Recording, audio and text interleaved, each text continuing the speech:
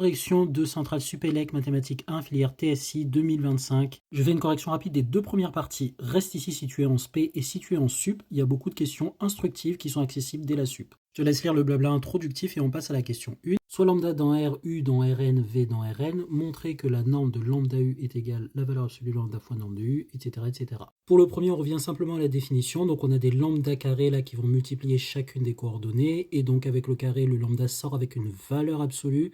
Et donc j'aurai un valeur absolue de lambda carré qui sort de la racine en donnant une valeur absolue de lambda devant, tout le reste c'est tout simplement la norme de U. Pour la deuxième relation norme de U plus V au carré, je fais simplement le produit scalaire de U plus V et U plus V et je développe en utilisant les propriétés de bilinéarité du produit scalaire. Bidouillant bien, il y a un peu un calcul analogue avec les identités remarquables et je me retrouve bien avec tout ceci. Check. Question 2, inégalité de Cauchy-Schwarz, CF court. Question 3, l'inégalité triangulaire. J'ai que ceci au carré est égal à ça d'après la première question, qui est égal à sa valeur absolue puisque c'est au carré, que je peux majorer par ceci, plus la valeur absolue de ceci, plus ceci. Cauchy-Schwarz, j'ai un 2 fois norme de U fois norme de V qui majore ce truc-là. Je suis majoré par norme de U carré plus 2 norme de U, norme de V, plus norme de V carré. Je fais exactement norme de U plus norme de V, le tout au carré, et donc j'ai les carrés qui se majorent, je passe à la racine et j'ai bien ceci. Deuxième partie de la question 4, on suit le conseil qu'il nous donne pour la décomposition.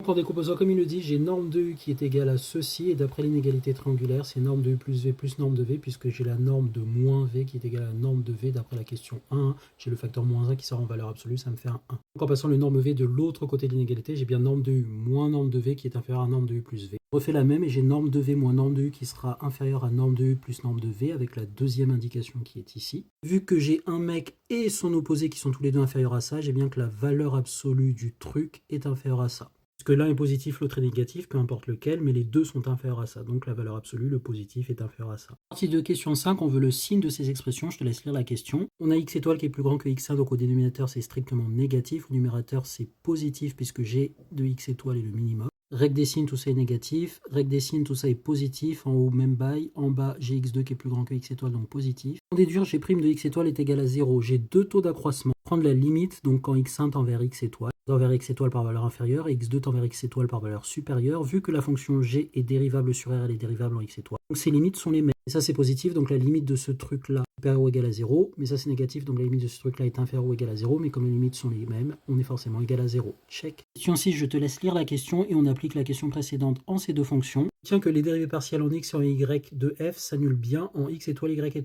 Vu qu'on est C1, on peut prendre ces limites-là, donc ça c'est la limite pour la première quand x tend vers x étoile, et ça quand y tend vers y étoile, après avoir dérivé. Question 7, je te laisse vérifier que 0, 0 est un point critique, mais quand ce point on n'a pas de minimum. N'hésite pas si tu veux que je détaille quelque chose à poser tes questions en commentaire. Bisous.